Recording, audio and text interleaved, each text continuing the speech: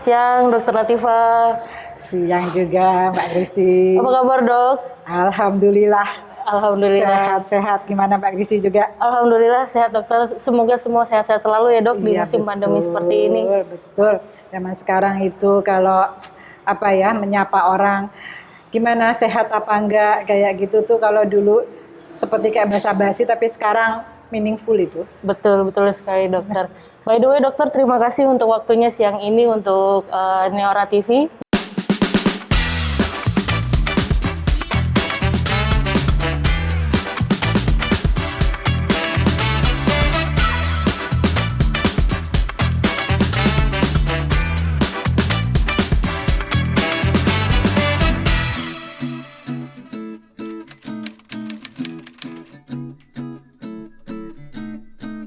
Saya di RSGM ini atau di Mustopo ini memang diamanahi untuk menjadi pimpinan.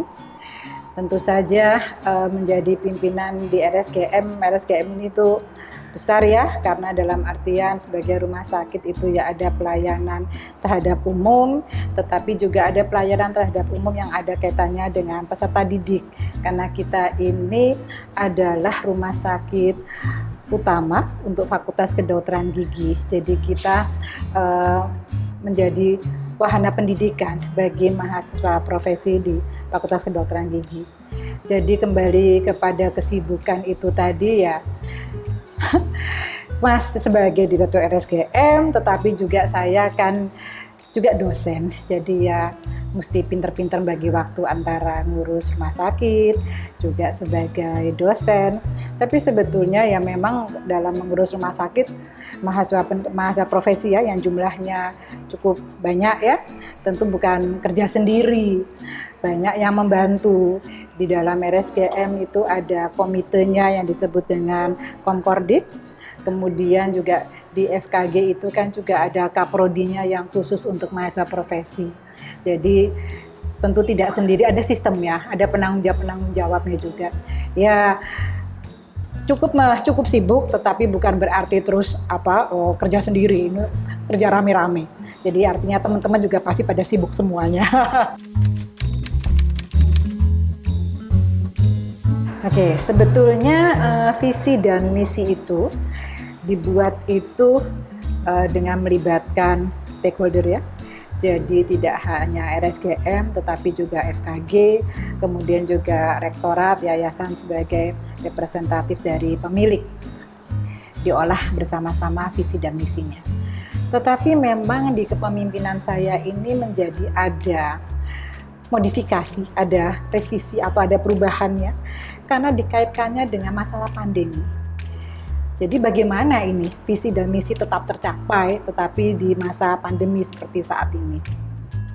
Karena jelas yang dirumuskan itu untuk sebagai visi misi ini menekankan pada kita ingin supaya RSGM Mustopo yang juga menghasilkan dokter gigi ya, karena kita sebagai rumah sakit, saya kembalikan tadi rumah sakit gigi utama itu tadi.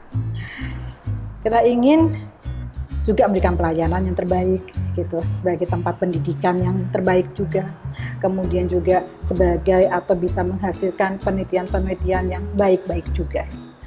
Penelitian yang bermanfaat untuk ya kalau mau skala luasnya tentu yang bisa diaplikasikan ke masyarakat lebih banyak gitu. Itu adalah dari sisi visinya. Dari sisi misi itu ada 3 sebetulnya ya. Yang pertama tadi kita bisa memberikan pelayanan yang sesuai dengan kompetensi yang baik. Pelayanan ini kan tidak hanya dilakukan oleh dokter gigi di pelayanan gitu, tapi ya semuanya gitu, semua aspek yang ada di rumah sakit ini tuh bisa memberikan pelayanan yang terbaik gitu, sesuai kompetensinya. Begitu juga dengan mahasiswa peserta didik gitu. Peserta didik ini juga bisa memberikan pelayanan yang terbaik di bawah bimbingan dari DPJP ya, dokter atau dosen penanggung jawab pelayanan gitu, bisa memberikan bimbingan kepada mahasiswa yang terbaik juga sesuai dengan SOP-nya, sesuai dengan tahapan-tahapannya, sehingga hasil pekerjaannya itu adalah yang baik. terbaik malah kita inginnya. Jadi nanti selain memberikan pelayanan yang sesuai dengan kompetensinya, kemudian yang kedua adalah karena rumah sakit ini juga adalah tempat pendidikan gitu, berarti kita juga harus bisa menjadi atau memberikan sarana yang terbaik. Mahasiswa itu harus difasilitasi dengan tempat-tempat atau mereka bisa mengerjakan pasien dengan baiklah. Itu yang memang harus kita tingkatkan terus gitu. Sekarang ada yang baik di sini, mungkin ada yang belum baik di mana, itu harus diperbaiki lagi, tingkatkan lagi terus, karena memang tuntutannya kan begitu ya. Ini kan zaman itu teknologi berkembang terus gitu, sehingga ya kita harus menyesuaikan, apalagi ini yang perlu ditambah, perlu ditingkatkan.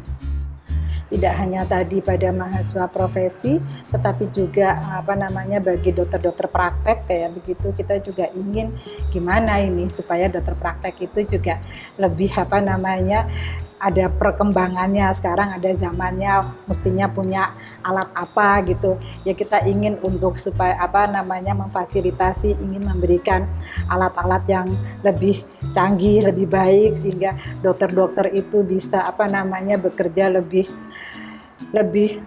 hasilnya lebih baik, lebih cepat dan sebagainya. Inginnya seperti itu, sudah ditambahin alat, tapi nanti mungkin tuntutannya harus lebih lagi kayak gitu. Ya kayak sekarang ini kan ada alat laser gitu ya, tapi nanti mungkin dibutuhkan alat apa lagi ya, kalau memang kita bisa berikan itu buat dokternya, inginnya kita memang punya visinya seperti itu, bisa menyediakan tempat pelayanan yang terbaik. Kemudian yang ketiga kaitannya tadi dengan rumah sakit ini adalah rujukan ya gitu. Karena sebagai rumah sakit gigi mulut dan lebih-lebih kita punya peserta didik, tentu ini menjadi rumah sakit yang harus bisa menjadi rujukan dari mana-mana gitu. Karena ibaratnya semua spesialisasi ada di di RSGM ini gitu. Jadi ya kalau misalnya di luar ada praktek-praktek entah dokter praktek pribadi atau mungkin yang rumah sakit yang tipenya di bawah RSGM gitu, tentu bisa merujuk ke kami dan insya Allah kemudian pasiennya teratasi, karena ya tadi semua spesialisasi itu ada di rumah sakit gigi mulut, terlebih yang memang punya fakultas kedokteran gigi gitu. Jadi bisa menjadi tempat rujukan yang mumpuni gitu. Kira-kira seperti itu. Baik, kalau bisa dibilang visi dan misi ini tidak jauh dari kerjasama antara semua lapisan ya, dokter? Semua lapisan. Tapi tadi dalam kaitannya masa pandemi seperti ini gitu ya, gimana ini kemudian gitu dengan visi misi seperti ini gitu kan? Karena kalau dikaitkan dengan peserta didik gitu, di masa pandemi seperti ini tuh ada keterbatasan dengan mengizinkan pasien berobat gitu. Karena dokter gigi itu kalau kita ngomong aja gitu, pakai jaga jarak, pakai masker gitu. Kalau orang ke dokter gigi segitu dekatnya gitu kan, dan menghasilkan cipratan aerosol dan sebagainya, tentu sangat berisiko kan. Jadi pada waktu awal-awal pandemi kan memang menjadi untuk ke dokter gigi dibatasi sekali kasusnya gitu, hanya kasus-kasus yang darurat saja, dan dokter gigi juga harus dipakein APD yang luar biasa gitu kan. Pasiennya pun juga di screening betul gitu. Sekarang memang sudah lebih longgar gitu. Sekarang sudah lebih longgar, jadi pasien-pasien juga sudah mulai lebih banyak yang datang ke rumah sakit gitu. Meskipun kalau untuk peserta didik itu adalah kita untuk peserta didik kita masih ada yang online gitu, kemudian ada yang dikerjakan di Pantum, dan kemudian yang ketiga ada yang dikerjakan di langsung pada pasien gitu. Oke, kita berusaha mikirin gimana nih modifikasinya gitu ya. Ini pada waktu awal-awal pandemi itu ada mahasiswa yang pulang ke Papua nih gitu. Padahal harus mengumpulkan tugas gitu kan. Tugasnya itu kita minta untuk membuat video manajemen perilaku. Jadi pura-puranya mereka harus ada yang jadi pasien, ada yang jadi orang tuanya, ada yang jadi dokternya, ada yang jadi perawatnya. Jadi minimal sih 3 gitu ya. Tapi kalau misalnya bisa satu kelompok ada 4, oke lah gitu. Oke. Bikinlah mereka, pada mereka di tempat-tempat yang berbeda-beda gitu. Anak-anak zaman sekarang canggih-canggih, bisa itu kirim video gitu ya, pura-pura sih yang dari Papua jadi ibunya, yang dari mana itu jadi anaknya kayak gitu. Terus kalau misalnya ke dokter gigi rewel, gimana caranya kayak gitu. Jadi melatih mereka untuk bagaimana cara komunikasi gitu ya, meskipun ya karena yang jadi pasien itu mahasiswa ya kadang-kadang jadi lebay kan gitu loh. Tapi ya nggak apa-apa gitu kan, itu modifikasi gimana caranya atau supaya mereka terbayang, kita bisa ngasih komentar gitu ya si dosennya ini bahwa oke gitu, pendekatan kamu seperti ini oke gitu, tapi mungkin bisa itu sebelum pendekatan itu kita sampaikan ke anaknya begini misalnya seperti itu. Ini ada manajemen perilakunya kan, ada apa namanya, ada kuliahnya, ada teorinya gitu. Jadi secara teorinya ini bisa diberikan pendekatan ini dulu kayak gitu. Nah itu dimungkinkan itu dengan apa namanya, mereka kirim video jauh-jauhan, nggak tahu deh gimana cara mereka, ada aja videonya seperti itu. Itu ada yang kita kemudian memodifikasi dalam rangka mencapai kompetensi juga ya, pengennya lulusannya adalah tetap ada apa namanya baik meskipun dengan kondisi keterbatasan seperti sekarang. Ada lagi juga kita minta video mereka untuk pura-pura apa namanya melakukan anestesi gitu. Jadi kita bilang sama mereka, cobalah libatkan 3 orang anggota keluarga gitu. Terus kamu pakai APD lengkap gitu, minta salah satu anggota keluarga jadi pasiennya, salah satu anggota keluarga gitu video gitu. Ya sudah, ngomong gitu. Jadi untuk melakukan anestesi pertama-tama kita mesti apa kayak gitu ya, tahap-tahapannya. Jadi dia ngomong tahapan-tahapannya sambil seakan-akan dia membuka mulut pasien dan sebagainya, tetapi itu adalah anggota keluarga dan ada yang keluarga lain yang ngevideoin.